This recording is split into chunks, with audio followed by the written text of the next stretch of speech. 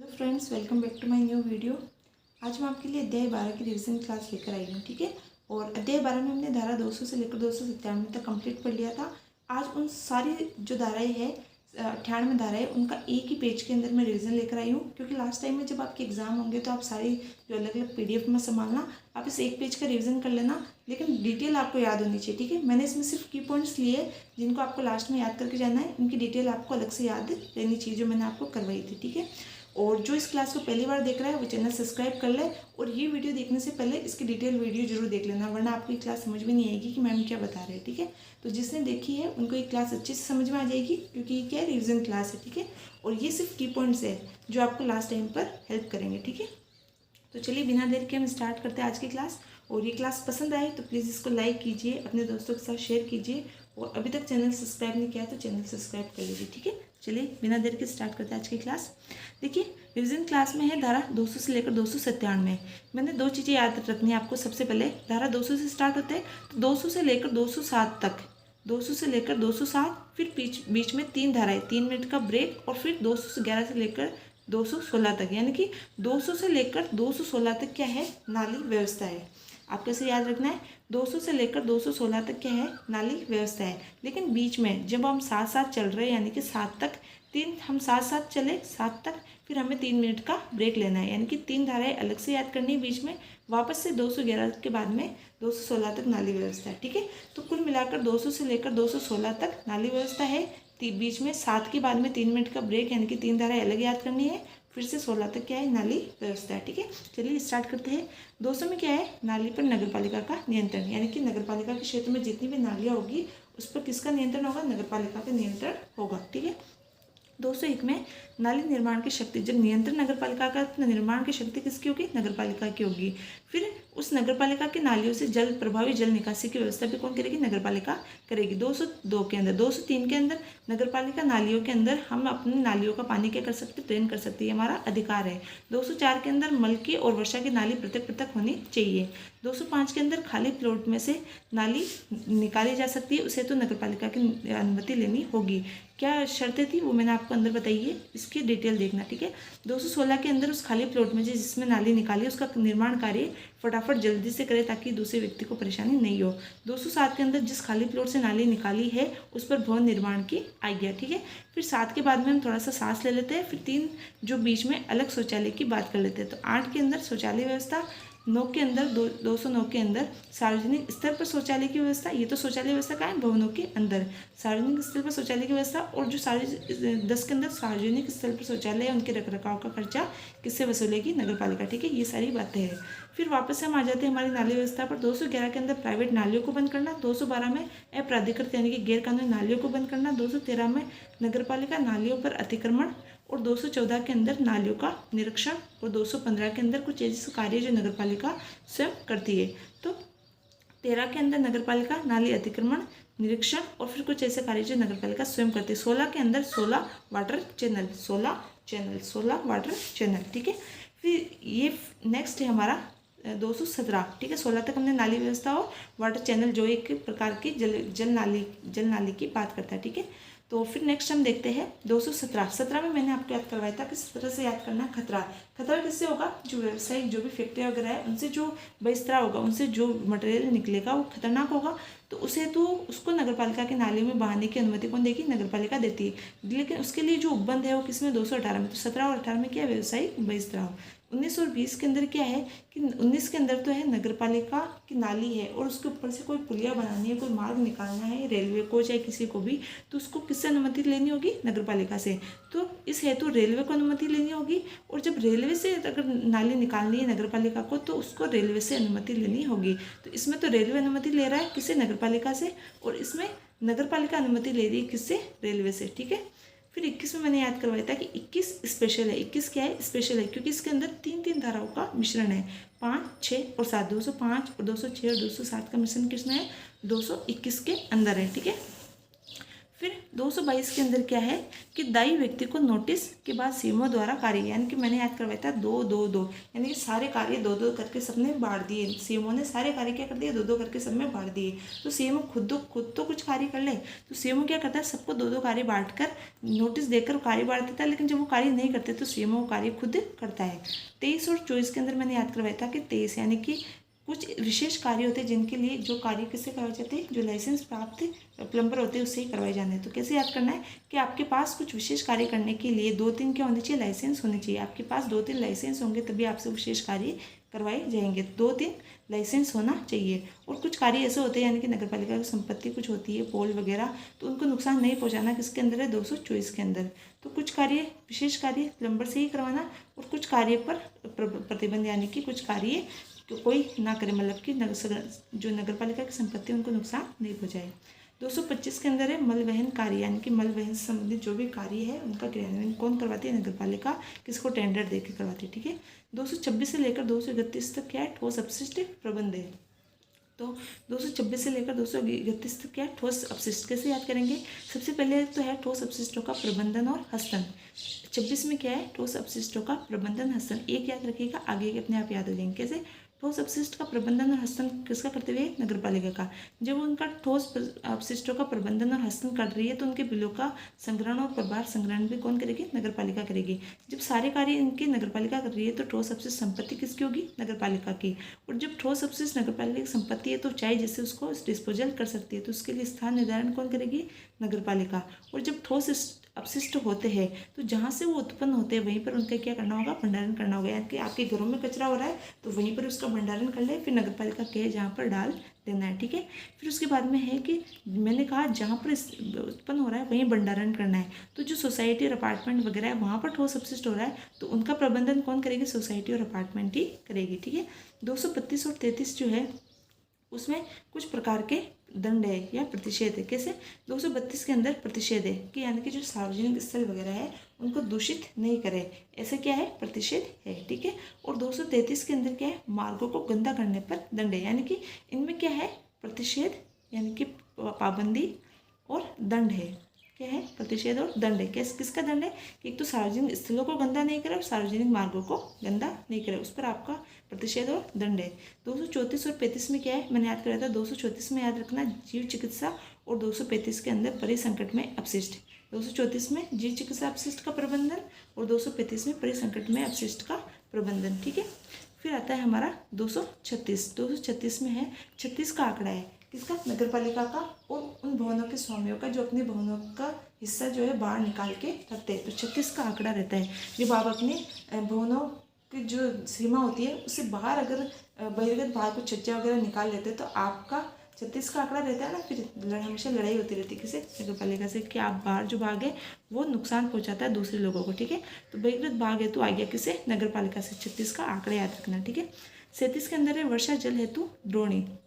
37 से लेकर 39 तक क्या है, प्रत्येक घर के अंदर वर्षा जल और प्रबंध और पार्किंग, यानी कि प्रत्येक घर के अंदर एक तो वर्षा जल का प्रबंधन होना चाहिए और एक पार्किंग की व्यवस्था होनी चाहिए। किसमें, प्रत्येक घर के अंदर। तो प्रत्येक घर के अंदर वर्षा जल है तो द्रोणी होनी चाहिए, पाइप होनी चाहिए, ताकि दूसरों को प्रॉब्लम ना हो पानी से। और 238 के अंदर जो पानी वर्षा जल का है उसको जल संग्रहण की संरचना, यानी कि रेन वाटर हार्वेस्टिंग सिस्टम घर के अंदर। ठीक है। फिर 239 के अंदर हर घर के अंदर क्या होनी चाहिए, पार्किंग की सुविधा होनी चाहिए, उसे तो स्थान होना चाहिए। फिर 240 से लेकर 245 तक सार्वजनिक मार्गों की जो व्यवस्था है उसके बारे में है। कैसे, 240 के अंदर है कि जो सार्वजनिक मार्गों के नाम और मकान नंबर। ठीक है। जब सार्वजनिक मार्गों के नाम और मकान नंबर हो गया तो फिर सार्वजनिक मार्गों के बीच में मूर्तियाँ स्थापना है तो भी आपकी क्या लेनी होगी, आज्ञा लेनी होगी। सार्वजनिक मार्गों की मूर्तियाँ स्थापना कर दी तो सार्वजनिक मार्गों के बीच में जो झाड़ियाँ आ रही है, पेड़ आ रहे हैं, जिससे आवागमन को असुविधा हो रही है, उसके संबंध में नगरपालिका की क्या प्रबंध करेगी। फिर सार्वजनिक मार्गों के कोनों पर या जो आसपास कुछ ऐसे खतरनाक भवन है जो कभी भी ढह सकते हैं, उससे संबंधित क्या प्रबंधन है। उसके बाद में नगरपालिका की जो सार्वजनिक संपत्ति है उसमें अगर आप हस्तक्षेप करते हैं, किसी प्रकार के कोई भी हस्तक्षेप करते हैं, पटरियों को नुकसान पहुंचाते हैं, जो भी सार्वजनिक संपत्ति, पोल खंभे वगैरह उनको नुकसान पहुंचाते हैं, उनमें उनको परिवर्तित करते हैं, उनके जो साइन बोर्ड होते हैं उनको परिवर्तित करते हैं, तो उस पर जो हस्तक्षेप करते हैं उस पर क्या जुर्माना है, वो 244 के अंदर। ठीक है। 245 में सार्वजनिक भूमि पर क्या है, अतिक्रमण पर प्रतिबंध या दंड की व्यवस्था। तो ये सब किससे संबंधित है? 40 से 45 तक सार्वजनिक भूमि से संबंधित है, ठीक है। फिर नेक्स्ट है हमारा 246 में क्या है? नगरपालिका क्षेत्र में खुदाई। नगरपालिका के क्षेत्र में खुदाई करनी है। देखिए 36, एक तो आप घर के बाहर अगर आप भाग निकालते हैं अपने घर का तो भी 36 का आंकड़ा है, और यहाँ पर 46 का आंकड़ा याद रख लीजिए कि नगरपालिका क्षेत्र में किसी भी प्रकार की खुदाई करते हैं तो उसमें भी 36 का नहीं 46 का आंकड़ा हो जाएगा, क्योंकि खुदाई तो बहुत बड़ा कार्य है। तो आपको नगरपालिका से क्या लग जाएगी? दंड लग जाएगा, ठीक है। 247 से लेकर 251 तक आपको पशु पक्षियों के बारे में बात की गई। कैसे? 247 के अंदर है कि अगर आप पशु पालते हैं, मुर्गी वगैरह पालते हैं तो उससे तो नगरपालिका की आज्ञा लेनी होगी।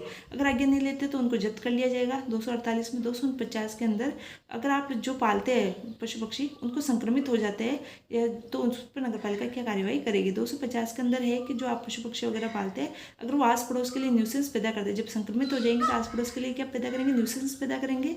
तो उस पर उनको क्या प्रबंधन करेगी नगरपालिका। और 251 में अगर आप पशु पक्षी पालते हैं तो दूध वगैरह होता है तो फिर उसके लिए डेयरियों की या जो डेयरी संयंत्र होते हैं उसकी स्थापना करना 251 के अंदर है, ठीक है। फिर हम देखते हैं 252 से हम देखते हैं कि 252 से लेकर 254 तक जो सार्वजनिक स्थान है उस पर क्या क्या व्यवस्था है, यानी कि सार्वजनिक स्थान है तो यातायात वगैरह की क्या व्यवस्था है। तो 252 के अंदर यानी कि 252 के अंदर है कुछ यातायात हेतु सार्वजनिक मार्ग बंद है। यानी कि मैंने आपको बताया था कि जो भी भारी वाहन वगैरह होते हैं दिन के टाइम में उनका अंदर एंट्री बंद होती है, या फिर अगर मार्ग पर कार्य चल रहा है तो उन मार्गों को बंद कर दिया जाता है। ऐसी बहुत सारी चीज़ें बताई थी, आप अंदर वीडियो जाके देखना। यहाँ पर मैं डिटेल नहीं बता सकती क्योंकि बहुत शॉर्ट वीडियो, ठीक है। तो 252 के अंदर कुछ यातायात है तो कुछ ऐसे स्पेशल कारणों के लिए सार्वजनिक मार्ग क्या कर दिया जाता है? बंद कर दिया जाता है। और 253 में है कि सार्वजनिक मार्गों पर पार्किंग की व्यवस्था, ट्रैफिक को सुचारू करने के लिए कहीं कहीं पर जो सार्वजनिक मार्ग स्थान है वहाँ पर पार्किंग की व्यवस्था की जाती है। और 254 में जो सार्वजनिक स्थान है वहाँ पर वाहनों की और जानवरों का ठहराव अगर बिना आज्ञा के होता है तो उस पर भी फाइन लगाया जाता है, ठीक है। 255 से लेकर 57 तक अग्निशमन का बात की गई है, यानी अग्निशमन यानी कि जो आग वगैरह लग जाती है उससे संबंधित जो प्रावधान है तो उसके लिए कहा गया है कि 255 के लिए अग्नि रोकथाम है तो नगरपालिका का कर्तव्य है। यानी कि उस नगरपालिका कहती है कि प्रत्येक घर के अंदर अग्निशमन यंत्र होने चाहिए, उसकी व्यवस्था क्या कराती है? नगरपालिका करवाती है। 256 के अंदर 255 में तो अग्निशमन रोकथाम की व्यवस्था, 256 के अंदर 55 में अग्निशमन रोकथाम, 56 के अंदर अग्निशमन है तो दल की स्थापना, 257 के अंदर अग्निशमन दल को शक्ति है, ठीक है। तीनों साथ में याद रखना है। फिर 258 के अंदर क्या है? प्लास्टिक थैली पर बैन। ऐसे भी याद रख सकते हैं कि आग के अंदर अगर प्लास्टिक थैलियाँ जलेगी तो उससे क्या होगा? प्रदूषण होगा। तो प्लास्टिक थैलियों पर क्या लगा दिया जाएगा? बैन। 58 के अंदर प्लास्टिक थैलियों पर बैन। 259 और 60 में क्या है कि 259 में कनेक्शन, अगर कोई सीवरेज का कनेक्शन नहीं लेता है, बाहर गंदगी करता है, 259 में तो कोई व्यक्ति बाहर गंदगी करता है तो उस पर जुर्माना। और 260 के अंदर यानी उसके घर में गंदगी फैला रहा है जिससे आस पड़ोसी को क्या हो रहा है? नुकसान हो रहा है, तो उस पर जुर्माना है उसको पाबंद करना। तो 259 के अंदर तो बाहर फैला रहा है, और 260 के अंदर क्या है? खुद के भवन के अंदर भी गंदगी रखता है, न्यूसेंस पैदा करता है। 261 के अंदर क्या आएगा? 261 के अंदर आएगा नहाने का स्थान। 261 में आएगा कि जो भी सार्वजनिक क्रियाकलाप वगैरह होते हैं, कार्यक्रम वगैरह होता है, उसमें नहाने के लिए नगरपालिका व्यवस्था करती है सार्वजनिक स्थल पर, कुएं तालाब वगैरह पर। उसके पानी को अगर कोई गंदा करता है, ठीक है, उसके पानी को कोई गंदा करता है तो उस पर क्या होगा? और उसके बाद में गंदा करने के बाद में यानी कि कुआं आदि का पानी गंदा हो जाएगा तो उससे आसपास क्या होगा? बीमारियां फैलेगी और न्यूसेंस यानी कि बाधा उत्पन्न होगी। तो 61 में तो नहाने का स्थान कहाँ पर? जो कुएं तालाब वगैरह होंगे सार्वजनिक स्थान पर, और फिर उसके बाद में उस जो सार्वजनिक स्थान का जो कुएं तालाब का पानी वो गंदा होना, और उसके बाद में उस गंदे पानी से क्या होना? न्यूसेंस पैदा होना, ठीक है। 264 के अंदर क्या है? 264, 65 और 66 साथ में याद रखना है। दूषित 64 के अंदर दूषित खेती, 65 के अंदर दूषित खाद, और 266 के अंदर जो खतरनाक खेल है उन पर पाबंदी। खतरनाक खेल मैंने बताया था, पटाखे वगैरह जो चाइनीज़ मांझे वगैरह होते हैं उन पर पाबंद कौन करती है? नगरपालिका, ठीक है। 67 के अंदर है अन्य न्यूसेंस में मैंने आपको बताई थी, बहुत सारी चीज़ें बताई थी, जैसे खुले के अंदर आप कचरा लेकर जा रहे हो, खुले में बिना ढके मांस लेकर जा रहे हो, या फिर कोई भी ऐसी चीज़ कर रहे हो जिससे दूसरों को परेशानी हो रही है तो उन पर पाबंदी। और जो खुला धुआं वगैरह है उसको खपा दें यानी कि उस पर भी रोक। तो अन्य अन्य जो न्यूसेंस है खतरनाक उन पर रोक और धुएं पर रोक। 67 और 68 के अंदर 69 से लेकर 72 तक मैंने आपको वधशालाएं और बाजार बताए थे। कैसे 69 के अंदर तो कोई व्यक्ति बाजार और वधशालाओं का निर्माण करता है तो उसे तो नगरपालिका की आज्ञा लेगा। 70 के अंदर नगरपालिका खुद बाजार और वधशालाएं खोलेगी और उनको किराए पर दे सकती है। 71 के अंदर नगरपालिका अपनी सीमा के बाहर भी वधशालाएं खोल सकती है और उस पर वही नियम लागू होंगे जो नगरपालिका के अंदर लागू होते हैं। 72 के अंदर नगरपालिका कुछ नई वधशालाएं खोलती है तो उसके लिए जनता की राय आमंत्रित करेगी। ठीक है। 273 के अंदर क्या है, खतरनाक रोग के रोकथाम। और 274 के अंदर भीड़ वाले क्षेत्र में रोग हो जाए तो उस पर रोकथाम। तो रोग हेतु रोकथाम यहाँ पर रहेगा रोग। ठीक है। रोग हेतु रोकथाम क्या है 73 और 74 के अंदर। 75 से लेकर 80 तक क्या होगा, शमशान और कब्रिस्तान। 75 से लेकर 80 तक शमशान और कब्रिस्तान। कैसे 75 के अंदर है शमशान और कब्रिस्तान का निर्माण करवाती है कौन, नगरपालिका। 76 के अंदर है कुछ शमशान और कब्रिस्तान का खतरनाक होना, अगर वहाँ पर कोई रोग वगैरह फैल जाता है तो उनको बंद करवा देना। और फिर शमशान और कब्रिस्तान के वहाँ पर जब शव लेके जाए तो उससे हेतु नगरपालिका एक अलग मार्ग की व्यवस्था करती है और उसका उल्लंघन करने पर दंड। और फिर शव जलाने हेतु ईंधन के हेतु जो विक्रेता होते हैं उनसे फीस लेकर उनको विक्रय करने की अनुमति देना। ठीक है। नगरपालिका फिर क्या करती है, खुद भी कुछ शव दहन और दफन करवा सकती है और उस हेतु जो भी किराया होगा, जो भी उसका पेमेंट होगा वो स्वामी से वसूल कर लेगी। और कोई मान लीजिए नगरपालिका क्षेत्र में कोई पशु मर जाता है तो उसके प्रबंध भी कौन करती है, नगरपालिका करती है। ठीक है। 75 से लेकर 80 तक शमशान कब्रिस्तान और शवों का प्रबंधन। ठीक है। फिर 281 में क्या है कि नगरपालिका संक्रमित, इसमें क्या है रोक या प्रतिषेध। कैसा रोक और प्रतिषेध, संक्रमित व्यक्ति द्वारा कुछ कार्य करने पर रोक, यानी कि संक्रमित व्यक्ति ना तो कुछ कार्य करेगा और ना ही किसी वस्तु को छुएगा ताकि किसी और को संक्रमण ना हो। फिर कुछ ऐसे कार्यों पर रोक जो दूसरों के लिए न्यूसेंस पैदा करते हैं। और फिर 283 के अंदर सायरन पर रोक। तो 81 में संक्रमित व्यक्ति के द्वारा कुछ कार्य करने पर रोक। 282 में कुछ ऐसे कार्य करने पर रोक जो न्यूसेंस पैदा करते हैं और 283 में सायरन पर रोक। 284 में नोटिस। 284 में 85 और 86 तीनों में क्या है, नोटिस से संबंधित है। क्या है, 84 में तो व्यक्ति को नोटिस दिया जाता है, व्यक्ति नहीं हो तो उसके घर पर दृश्य भाग पर चिपका दिया जाएगा। 85 के अंदर व्यक्ति को नोटिस देने पर उसकी अवज्ञा करता है। और 286 के अंदर जनता या सार्वजनिक नोटिस दिया जाता है तो वो उसकी अवज्ञा करे तो क्या दंड है, क्या पेनल्टी है। ठीक है। 287, 88 और 89 तीनों के अंदर नगरपालिका कुछ कार्य देती है व्यक्तियों को, उसकी वो उपेक्षा करते हैं तो क्या होता है। ठीक है। तो 287 के अंदर है कि स्वामी और अधिभोगी को अगर नगरपालिका कोई कार्य देती है और वो नहीं करते तो फिर उस कार्य को कौन करती है, नगरपालिका स्वयं करती है, उसका प्रभार इनसे वसूल कर लेती है। 288 के अंदर स्वामी को कार्य देती है, वो नहीं करता है तो अधिभोगी उस कार्य को करता है और फिर उस किराए में से उसके किए हुए कार्य का भाग काट लेता है। 289 के अंदर स्वामी और अधिभोगी को कोई कार्य दिया गया है और वो कार्य करने से क्या कर दे, मना ही कर दे तो नगरपालिका क्या कार्य करती है, फिर वो उसकी इसमें उल्लेख किया गया है। ठीक है। 290 और 291 में क्या है, 290 और 291 में दंड की व्यवस्था है। किस प्रकार का दंड, कि नगरपालिका कोई कार्य दे किसी व्यक्ति संस्था को कार्य करने के लिए देती है और उसमें कोई बाधा उत्पन्न करता है तो उस पर दंड, और नगरपालिका के नियम उपनियम आदि कोई भंग करता है तो उस पर दंड। ठीक है। 292 में है कि एक्ट के प्रायोजन पर प्रवेश, यानी कि किस प्रकार से नगरपालिका किसी के भवन या भूमि पर प्रवेश कर सकती है। 292 से लेकर 294 तक। तो 92 में तो एक्ट के प्रयोजन पर प्रवेश, 93 में निवारक निरीक्षण हेतु प्रवेश और 94 में तलाशी हेतु प्रवेश। 95 और 96 में क्या है, 95 और 96 में है प्रतिकरों का निर्धारण, प्रतिकर और खर्चों का निर्धारण। कैसे, 95 तो है प्रतिकर का निर्धारण और 96 में है नगरपालिका के कुछ खर्चे और व्यय का निर्धारण। 297 में अपनी लास्ट धारा और उसमें क्या था, नगरपालिका संघ, उसका गठन और कर्तव्य। ठीक है।